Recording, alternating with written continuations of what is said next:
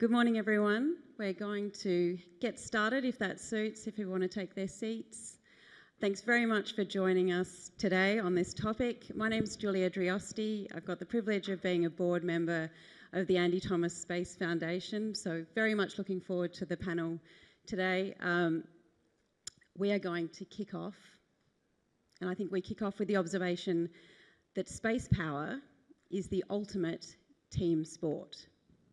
And I think that definitely resonates with the sport-loving Aussie nation that we are. And for those of you at Colorado Springs earlier this year, you'll recall that these were the words of General Trent Saltzman, the Chief of Space Operations for the US Space Force. And in making that observation, he also added that the domain is too big, too complex, too dynamic for a single nation to secure alone. And I think for those of you that were at the dinner on Monday night, that was also very much the sentiment that was reflected in the fireside chat that we had with Dr. Kathryn Grace and Major General Samuel Keener as well. And it's also a perfect frame for today's conversation, where we're going to take a deep dive into international space policy and consider how it shapes opportunities, supports strategic collaboration, and drives innovation. And like any team sport, in order to achieve success, players need to have an interest in the game, be willing to contribute and support the team's strategic approach to achieving its goals. And that, in the space context, is very much the policy. Now, when I don't have the privilege of being on the Andy Thomas Space Foundation, I'm a litigation lawyer. So I tend to, in the day job, focus a lot more on the rules, the laws of the game, and in particular, when those rules are broken. But law and policy are inherently intertwined, and I've got the experts here to talk to that point. And there also is obviously that chicken and the egg aspect in terms of law often shapes policy, but it's also equally true that policy drives legal change. And space policy, I think, is certainly an opportunity to do something bigger and better. And while it's against my self-interest as a litigator, it's also a real opportunity to have less rule breaking. So without further ado, and with those big aspirations for what we can do in space as compared to some of what we've done terrestrially with policy, I'm delighted to introduce our expert panel today on this topic. I'm going to get them to introduce themselves and some of the work that they're doing more broadly, but I'll just do a quick run through of the high points for you, although I think many of them are very, very well known to you. So Hannah Ashford, our fabulous MC from yesterday, and the co-founder and managing director of the Karman project. Hannah works with public and private sector space leaders to facilitate forums for strategic dialogue and international cooperation. We've got Dr. Kathryn Robison on the end. We have colour coordinated just to bookend the panel presentation. She's a lecturer and senior research fellow of the United States Studies Centre, where she specialises in political communication in the formation and dissemination of space policy at both the domestic and international levels. Philip Citowicki is here as the strategy and business development lead for space at Lockheed Martin, Australia. He has extensive experience across federal and state politics, public service and industry in policy development. And last but not least, Christopher Hewett, General Manager of Space Policy at the Australian Space Agency. Chris leads the development of advice to achieve the vision of the Australian Civil Space Strategy and is responsible for policy development, coordination and industry growth facilitation. So now just jumping across to the panel. What are you up to that's interesting at the moment, Philip? I'm Michaelis. God, I always get the heebie-jeebies at these things immediately, waiting to start speaking straight off the bat, but thank you for the fantastic introductions. Philip Citowicki, as described, I'm the Strategy and BD lead for space at Lockheed Martin, Australia. I cover New Zealand as well. I have a few hats I wear also. I'm a adjunct fellow at the University of Adelaide. Shout out to my Adelaide friends in the room. I can see a few. Fantastic there. I'm also a director on the Space Law Council of Australia and New Zealand as well, so keeping myself busy and occupied.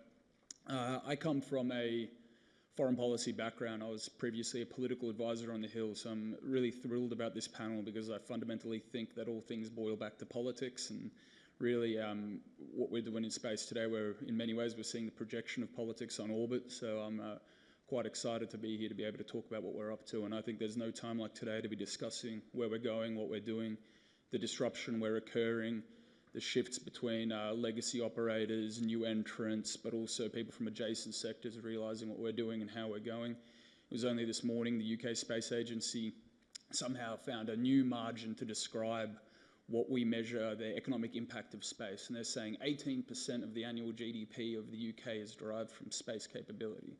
I don't know, I always hear this different measure and different yardstick for it, but so what keeps me busy regularly, just to jump onto something, this morning we put out our media release on the clearing critical design review for Southpan, a GPS augmentation program with Galileo that is fundamentally a productivity changing initiative for both our region, Australia and New Zealand, but also adjacent sectors in which it covers. That in itself, I think, is one of those capabilities that we need to find a new way to talk about, how we talk about it, how we describe it, where it's going. It's something that is refining accuracy in our country by 28 to sub-metre accuracy, horizontal and vertical, safety of life services for aviation, so you'll be able to land aircraft in rural and remote regions without the landing aids that you need.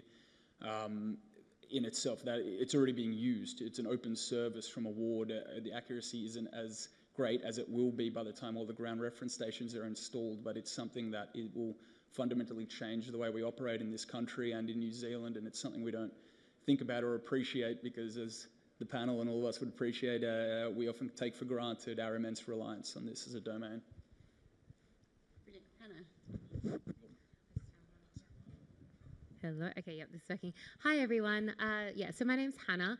I'll start a little bit more about sort of where the space sector is currently, because I think that helps to explain what I'm doing in it and you know, why I'm sort of focused on what I am. And Chris and I were just speaking about this earlier. So, I mean, when you look at space right now, everyone speaks about sort of this democratization of the space sector, right? We are at this incredible inflection point in the space sector where we have a whole host of new actors coming into space and controlling those critical assets in space that we rely upon here on Earth. You know, traditionally in the early days, space was very much a government domain, and it was sort of controlled and led by governments, and indeed that is still the case from an executive governance level.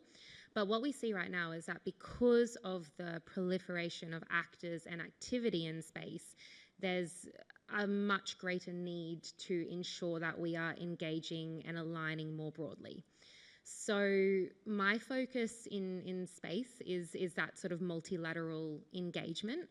I am a lawyer by background, although I'm not a space lawyer nor a policy expert like these brilliant people.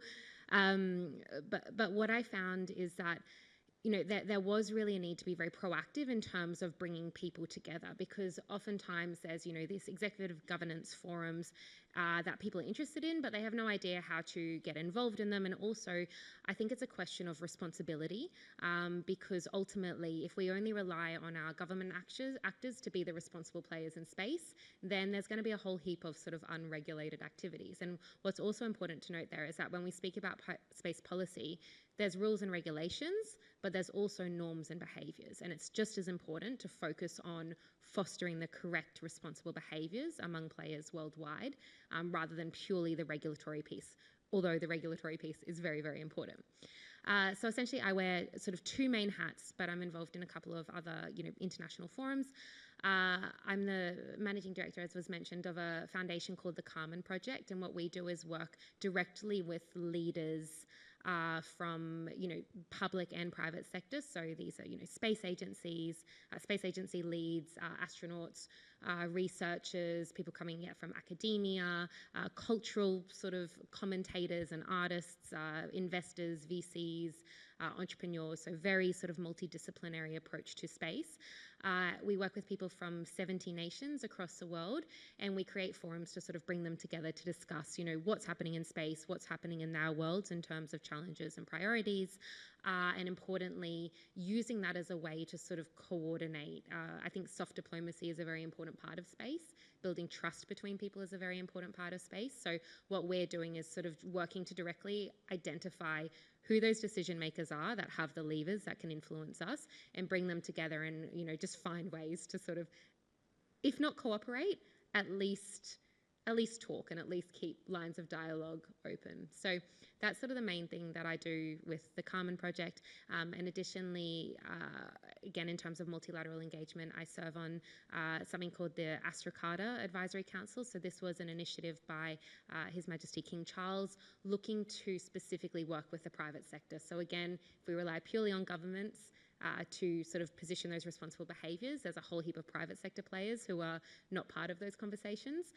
So in that group, we work to convene private sector actors from across the world, and also non-space actors who are reliant on space. So stakeholders from pharmaceuticals, health, insurance, etc., financial worlds.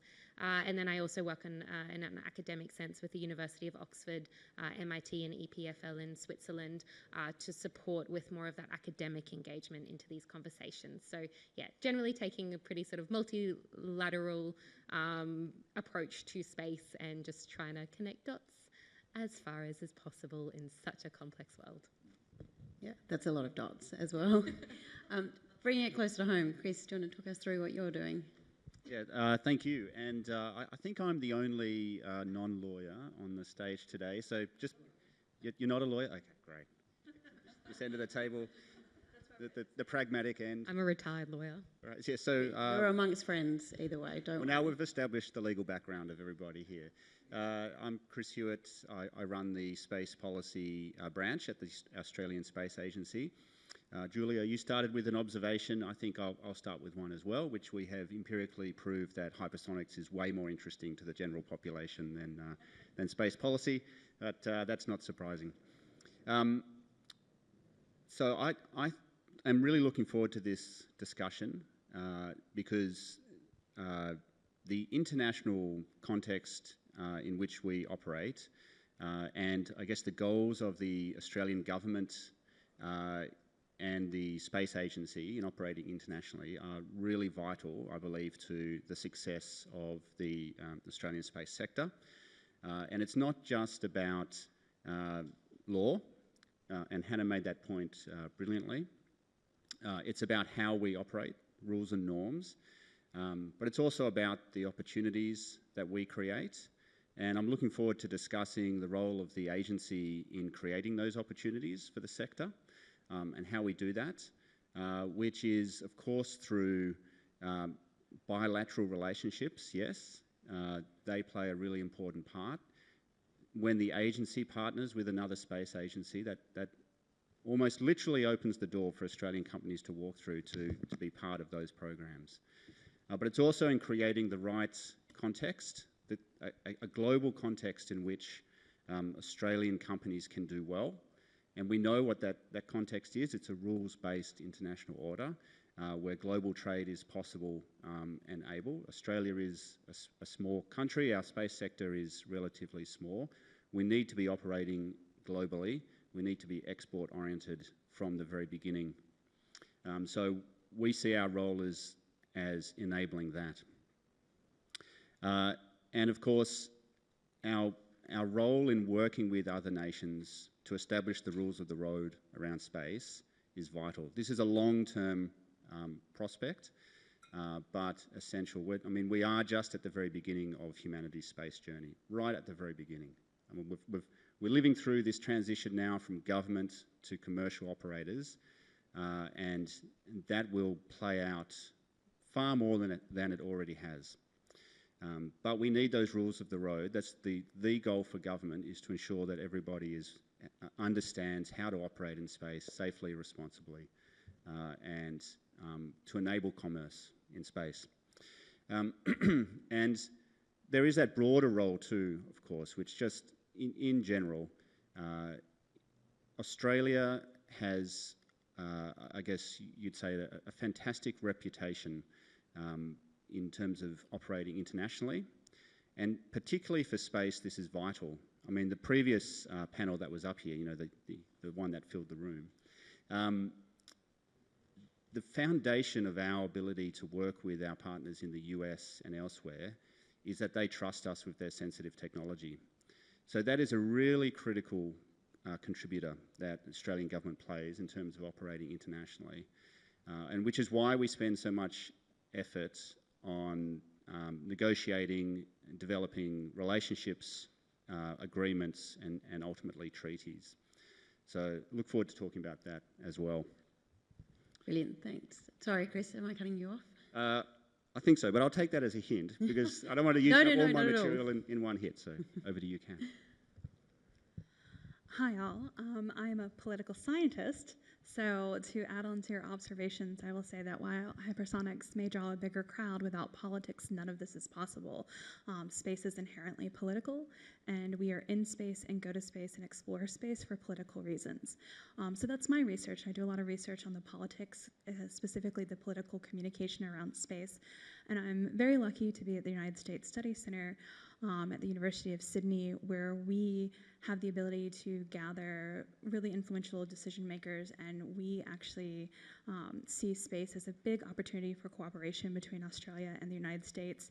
And it just makes my heart happy when I get these emails from our Director of Research about, hey, let's do more space. Because if anyone who here has been in academia, you know you don't often get someone high up in your organization who's excited about your work. We tend to be a bit niche. But we've been very lucky to have some really great engagement around that. In my other role as a senior research fellow at the Australian Centre for Space Governance, I've been working with my colleagues and we have just received the results back from the second iteration of our Australian Attitudes in Space survey. The first iteration was the first comprehensive survey of Australian public opinion on space, and we're really excited about these next results. We actually asked about sovereignty, national security, and we've got some interesting results in that, and we'll be releasing sort of the top one of that later this month at an event in Canberra. But I think this conversation is important because the decisions we make now are the decisions that govern the way in which we go into space and who benefits and who loses out in space. I always like to say that we're sort of at that inflection point, and I think the argument can be made that now we're even beyond that inflection point that was missed a bit, I think missed a lot with climate change, that there were a lot of policies that could have been enacted that could really have sort of impacted the pace at which the climate is changing from human activity. Well, we are certainly in that point that the decisions that we make now, especially in the international framework, will really impact how we use, explore, and exploit space.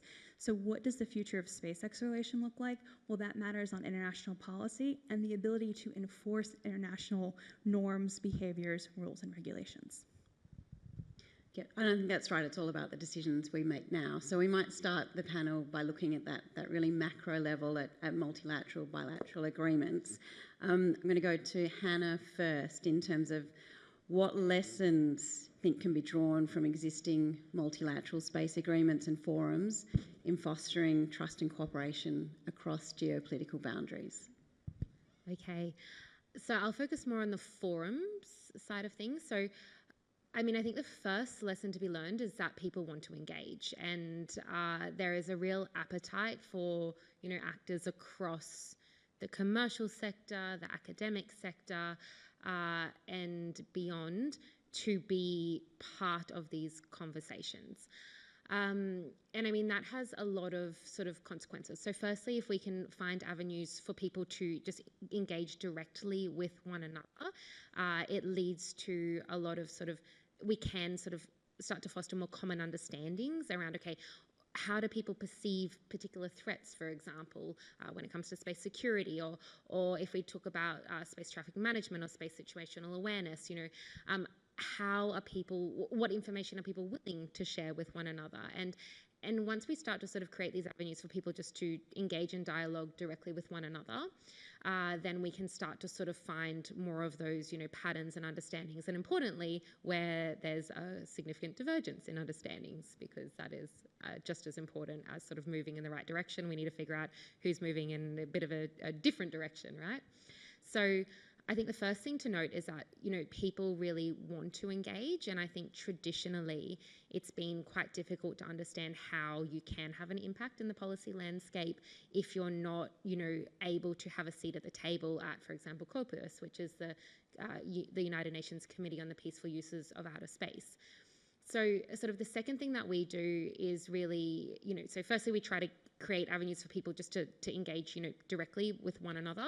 And then we also need to figure out ways to sort of elevate those opinions up to that executive governance to ensure that, the only way that we're going to have firstly robust decision making and, robust policies is if we're speaking to the right people and if we're gathering different opinions and perspectives. And it's not just about ensuring that we're informed, it's also about ensuring that buy-in. And generally speaking, if people are consulted before policies are sort of made or set in stone, people are going to be far more willing to sort of, actually abide by their obligations. We all know that international frameworks are difficult to enforce. So what we need, again, is that's where it comes back to sort of the rules and behaviours, norms and behaviours. Like it's very important to sort of foster that environment of people feeling like they're a part of that. So this has been, the good news is that this has been sort of recognised at a UN level, particularly given the nature of space and given the different stakeholder engagement in space. So, last year in the lead up to Summit of the Future at the UN, the Portuguese Space Agency and the United Nations Office for Outer Space Affairs really worked to do a lot of sort of policy and technical engagements across the board and invited a lot of stakeholders, which culminated in a document called the Lisbon Declaration, which was then accepted by the UN General Assembly. And one part of that was sort of this recommendation that we have more systematic engagement of other stakeholders in the UN fora. So if you look at, for example, the International Telecommunications Union, how they work, NGOs, civil society, academics, they're able to actually, they're full participators in that. Whereas on the space side in COPUS, if you're not a government, you're only ever really an observer. So I think that's a really important shift where we want to sort of find avenues to more meaningfully integrate and engage people. So I think, these things have been working. We find avenues in space, but exactly as Kathryn was saying, we have a real opportunity here to actually get this right. And I think in climate, if we would have involved the private sector earlier in climate obligations, we would be in a better position than we are right now. So we can't just rely purely on government. We need to respect executive governance and we need to respect the forums that exist, but we need to be much more proactive in terms of involving these people. So I guess, first learning is that people want to engage. Secondly, we need to find very tangible avenues to let them engage. There's some good, simple mechanisms like Chatham House rule that basically means that you can create forums where people can discuss openly and you can never attribute the source. Look, it's difficult in space, no doubt, but things like this, levers like this are at our disposal, and I think that, it's incumbent upon all of us to sort of find ways, particularly decision makers, to make sure that you're speaking to those around you, not just those above you when you're sort of making these decisions. So, I think I'll leave it there, but just one quick last point there. When you engage with people, that's also how we build trust. And the best way to build trust between people is by actually working on things together.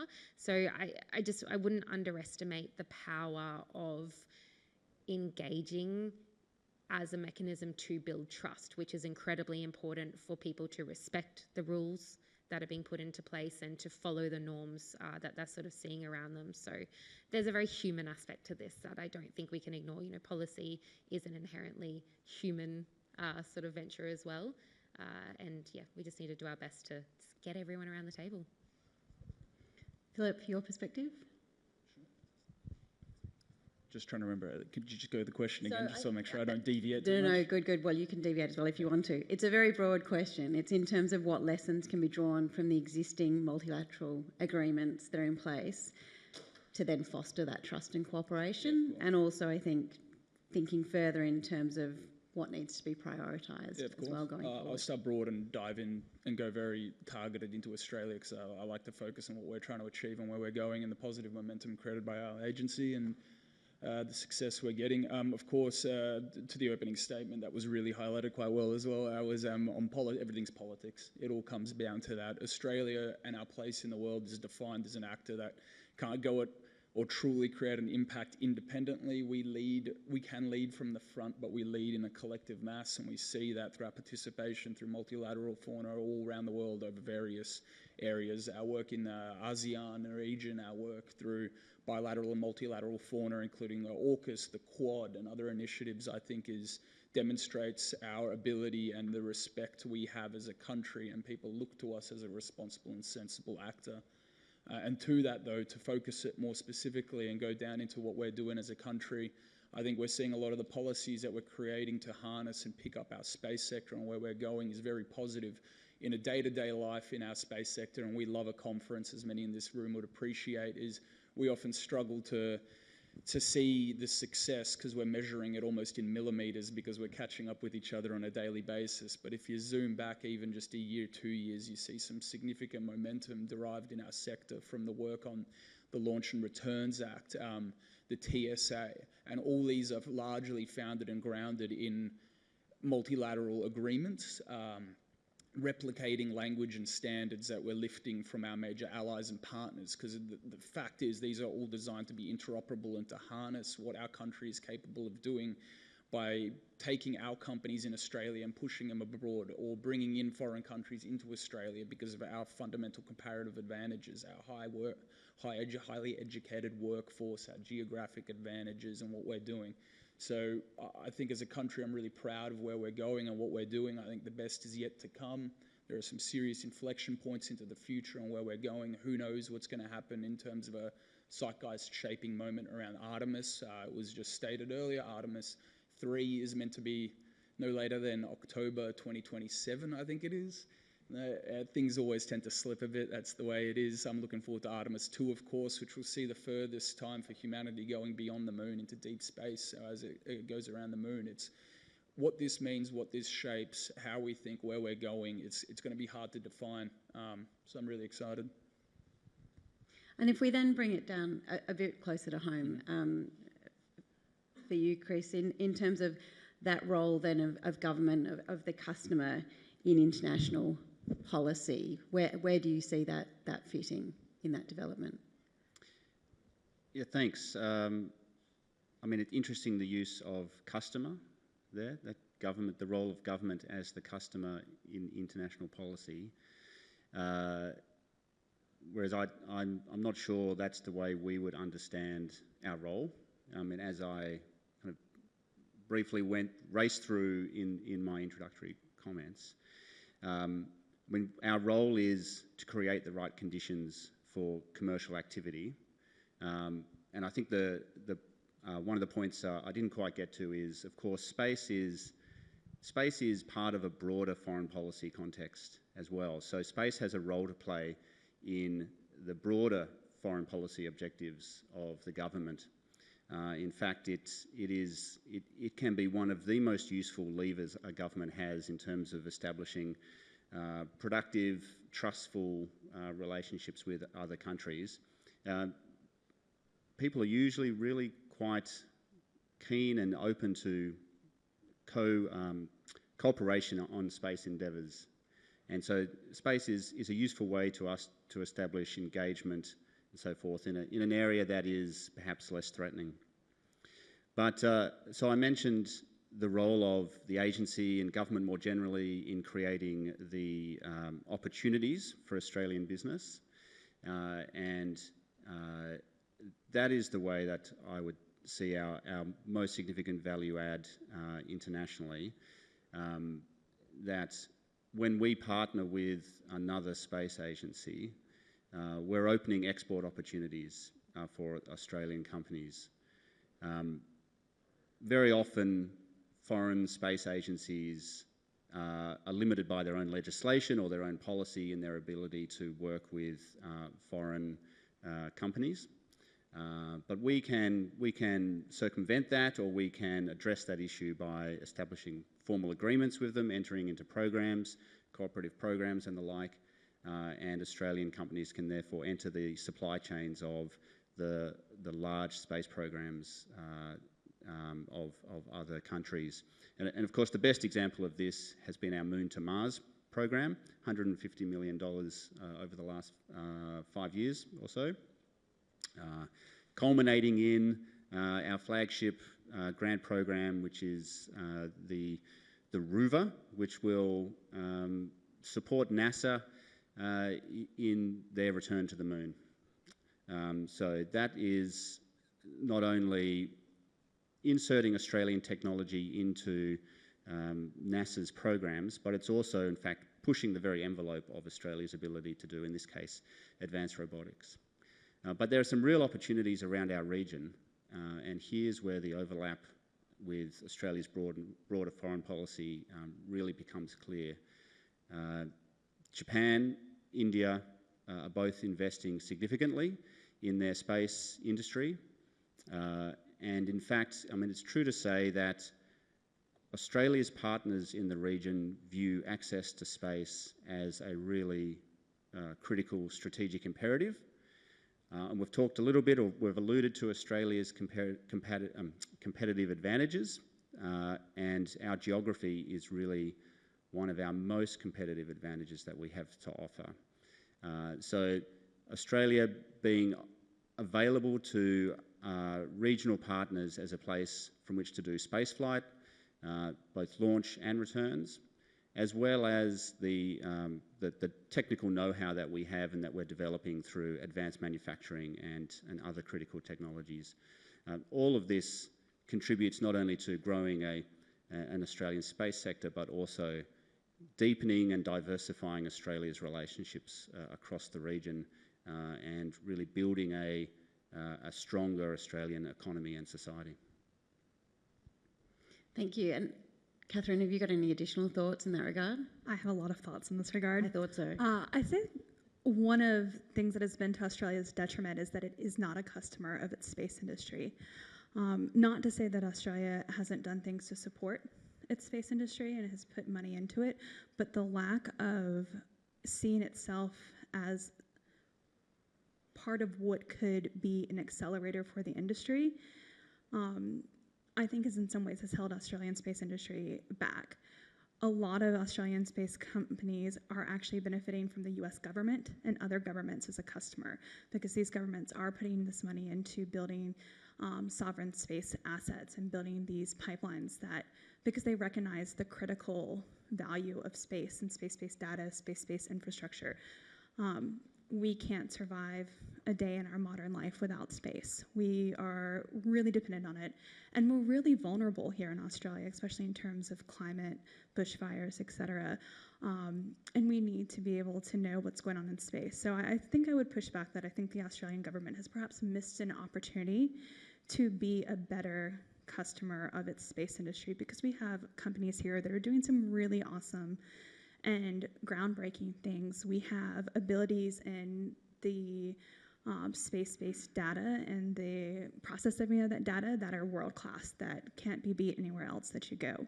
So I think that's a really important point, that that what we need to see is Australia to step up to its partners and sort of operate at that same level. I'm not saying that the space agency is going to be NASA. That cannot happen, because the way in which the US government has invested in space can't be replicated without that type of budget. Sure, probably a lot of people in this room know that SpaceX doesn't exist without the US taxpayer investment. Literally, it would not. You know, Elon Musk was at the point of that company folding had he not won the contract to develop. And the way that the NASA program Work for Development helps companies to actually share that risk between public and private. And that's something that international policy and international programs where multiple countries are working together, that does help spread out the risk, because we all know that getting to space is risky, getting to space is hard. And so when you can share that risk, especially the risk of investment, then it's a bit easier for us to sort of build towards having structures that are resilient, that are interoperable, that can be used by multiple users, and that are available to nations beyond spacefaring nations, that can be available to all users. So I think it's important that we do recognize that even in today's very robust commercial space market, most companies' number one customer is a government, whether their own government or a foreign government. So we have to recognize that space actually represents a lot of taxpayer investment across multiple nations around the world. And so part of, I think, the importance of having these discussions like that happen in the Karman project, these discussions at the higher level, is that we also need to recognize that our citizens, no matter if they're here in Australia, they're in the US, they're in Timor-Leste, they actually rely very much on space infrastructure, space data, space tech. And so we need to make sure that our policy decisions are taking into account that we're using a lot of taxpayer money from a lot of taxpayer bases around the world to benefit even more people. So I think it's really important that we recognize, again, it comes back, politics are such an integral part of space. And if we want to have sustainable, equitable, safe space use, then we have to consider sort of that at every level.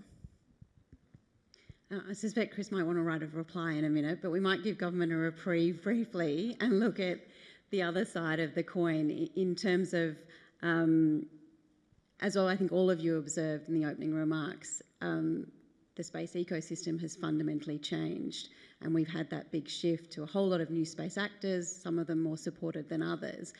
What is the role for those, what role should those commercial space actors be playing in the development of international space policy, and also how can their interests be balanced with those of the nation states? Hannah, this one's for you for the starter. Okay. So look, I think that commercial actors should clearly play a role in all of this. I think there's no question about that. I also think, you know, there is a pressure aspect that commercial players can play. You know, governments are ultimately answerable to their constituents, and what I've seen in sort of ecosystems across the world is, you know, government policy directly responding to commercially led or, you know, commercial lobbying essentially, right?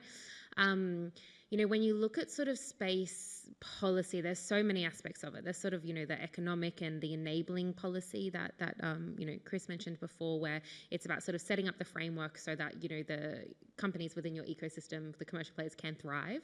But there's also sort of that broader responsibility aspect where you look at, okay, how can we involve commercial players in aspects of space safety, space sustainability, long-term sustainability, and space security. And ultimately, we can do that in many different ways without sort of threatening the nation states.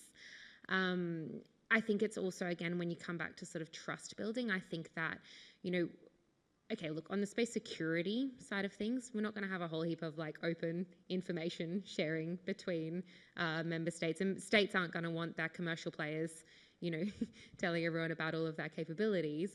But we can start to build trust in terms of sort of, you know, space traffic management, space situational awareness, and use those very real, very urgent sort of policy areas to start engaging with commercial players, getting them to the table there, and again, building that trust so that once it comes to the broader security issues, if things do sort of tend to escalate, I mean, yesterday, a lot of the discussions were about sort of counter space capabilities and how to prepare for, you know, particular threats and preserve space as a peaceful domain. So look, inevitably, we're going to sort of, I don't want to say inevitably because I am an optimist, but it's clear that space security is an increasingly present agenda, and we can't be naive about that. And I just think that there's a real opportunity here to lean into commercial actors to sort of start to build trust, prove their responsibility. But also even on the security side of things, I know that in the United States at the moment, there's this big sort of industry statement and commitment against ASAT, so against anti-satellite tests. So that's sort of, you know, a national agenda, and at the moment there's a huge industry push for all of the industry players saying, you know what, we all very much believe that this needs to be prioritized, because if we see any type of proliferation of kinetic anti-satellite testing in space, all of our assets are going to be in the firing line, and basically, you know, the commercial and economic piece of that really affects these commercial players. So I feel like I've just sort of gone in a roundabout way there, but I guess I'd just say, you know, commercial players do need to play a very key role, and we can sort of find the low barrier to entry for engaging and sort of lobbying, I guess, and then use that to build trust, and then hopefully that will help with some of those more higher stakes decisions as they come. And if we start the mechanisms now to engage more broadly with our commercial players, they can help to lead us to have more robust policy, to put the pressure on governments to sort of either invest where the commercial sector want them to invest, or sort of focus on the policy areas that will ultimately secure the assets of the commercial sector. Also, money talks. Don't underestimate that, right? So once you put sort of the monetary risk there, and I also think insurance is a really important aspect of this. I heard a stat last year at the UN. They said that low Earth orbit will be uninsurable within 2 to 5 years, because no insurance company is going to want to put, protect an asset in space, right? Because of the risk to it. So again, if we can sort of have the insurers to play a role there in terms of putting pressure on private sector companies in terms of how they engineer their obligations in terms of deorbiting, there's a big role that the commercial player can make here, the commercial sector can make here. Anyway, I'll leave it there. There's a lot of pieces to the puzzle. Just want to add a bit on that. I love that. It's fantastic. I think one of the most recently interesting data points I love to observe was there was an article that came out that said between December 2004 and May 2025, SpaceX deorbited, I've just got it open because I wanted to make sure I was right, 472 spacecraft. That was 2.6 spacecraft per day.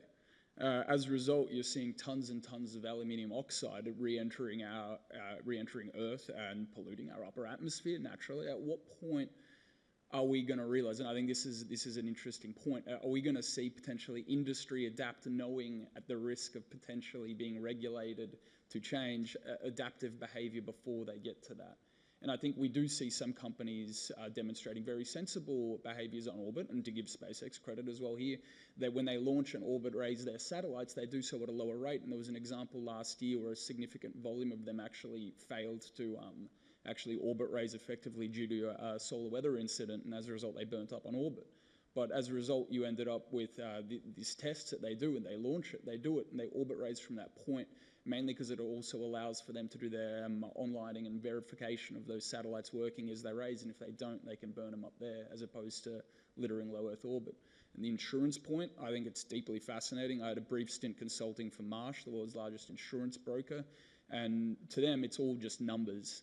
And it's a risk threshold, and they look at it and they go, that's uninsurable, that's uninsurable. There were catastrophic losses in the global reinsurance market for space over the last few years due to a number of major incidents out in geostationary orbit. And as a result, I'll tell you, I know of a lot of companies either insure for themselves, they insure themselves for what their space capabilities, or they go without because it's just not worth it.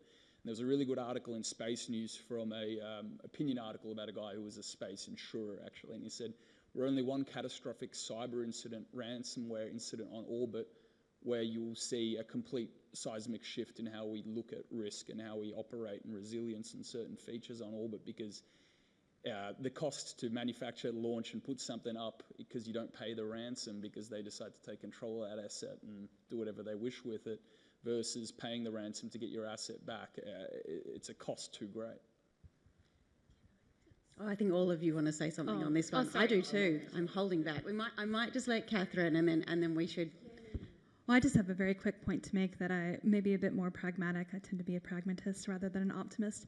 But what you said about involving commercial actors is so important, because if you don't involve the commercial actors, then the commercial actors have more incentive to skirt the rules, not ensuring their payloads, not getting environmental reports, or just saying I'll launch and wait and see. So it's really important to involve all actors within the space industry, because you need to, as Hannah said and Phil both said, you have to build that trust, because that trust allows them to be a part of the process. And no one gets everything they want, but everyone gets something they can live with. And I'm going to jump in here too. I've got a lot to say about everything that's just been said. Firstly, the Australian government has made a statement against direct ascent ASAT testing. So we have been very clear actually about that. And thinking through insurance, so satellite companies or operators can or decide to or decide not insure for their own satellite and its operationality. What they don't insure for is damage to other property. and that's because the government takes care of that. So there's an example of where government is enabling commercial operations, and we carry a contingent liability, which is really, I mean, there is a number on it. You'll find it in the budget papers, buried deep, but how do you price the potential damage of a space object re-entering and causing damage on Earth? And then to the right of reply, I'm not going to argue against the Australian government's role as customer, but I do want to put a counter narrative, which is we are not doing nothing. And if you look at the statistics, various metrics, since 2018, which is when the agency was founded, it's a hockey stick in just about every statistic you want to look at in terms of activity in the space sector in Australia. Number of applications to the space regulator every year. It's orders of magnitude growth. 18, 19 were quite slow, and then 20, 21, 22, and then it's almost vertical, right? That's one indicator. Private investment in space, which is what we want, right? We want private investment in space. That has quadrupled since 2018. So revenues, again, we only have that up till 2022, but it's all growth.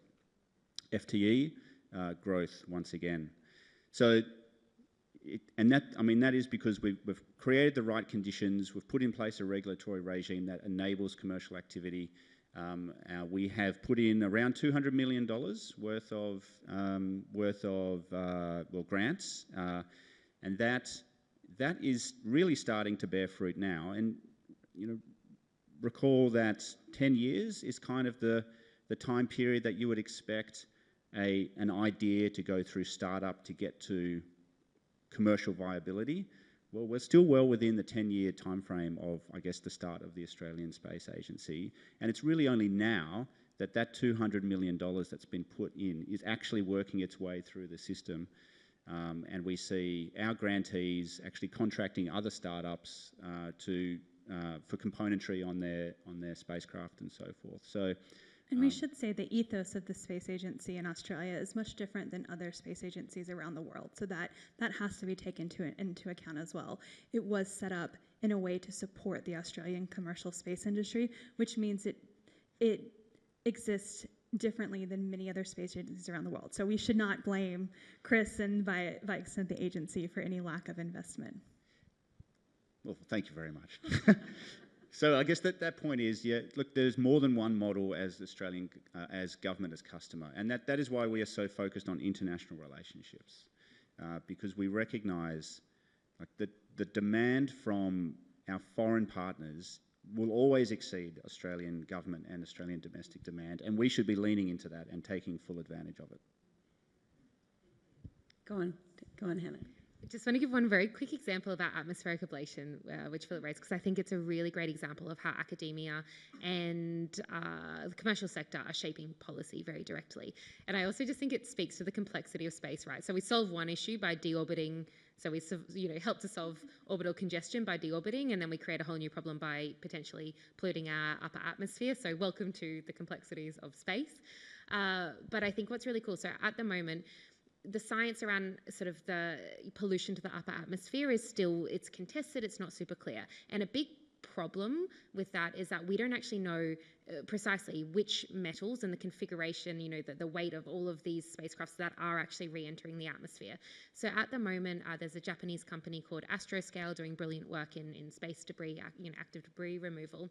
And my foundation and Astroscale are working together to basically try to get as many of the commercial companies within our reach to disclose anonymously, because there's obviously security concerns there, to disclose the configuration and the precise metals that they are actually sending up into space so that we can, and then we're working with the University of Southampton in the UK to then help sort of characterize, and really understand what is actually going up into space, and then be able to understand specifically what the consequences will be of that, ablating when it comes back through the atmosphere. And then we are working with UNOSA to sort of feed in that information to see how it can then potentially be presented to the member states to inform some type of best practice at the very least, and then hopefully in the long run some policy. So that is a piece of policy that we can't lead unless we have commercial sector disclosure and the support of our brilliant researchers across the world to help us to characterise this. And, Southampton have even just said to the commercial companies, look, just give us some pieces of your spacecraft that you don't want anymore so that we can sort of put it in this chamber, blow it up and just do some experiments on it. And this is really needed, right? So I just, it's such an important point to show that there's elements of policy that can only be really well managed if we have that input and that disclosure from other sectors, other players. Yeah, and it is encouraging a forum where that can be openly provided. I think I sit on the lawyer side, private practice, thinking there's the risk, and it is about how you encourage the trusted environment to do that, the Chatham House rules and the other protections. That means you then get a better outcome for all. We have hit time, and we haven't even got to national security and sovereignty and a raft of other things, but I'm conscious that we're holding you off from lunch. The speakers are obviously here, so don't hesitate to come and chat if you've got questions as well. I'm very grateful to Chris because he ended with a hockey stick sport theme analogy as well. So just wanted to thank all of the panellists for your immense thought leadership in this sector, and also to everyone in the room who I know we also have the benefit of a number of thought leaders in the room as well. Notwithstanding Chris's observation that hypersonics gets a certain larger audience, I think this is fundamentally, as we know, central to space and space's future. So thank you so much again to the panel. Please extend your thanks.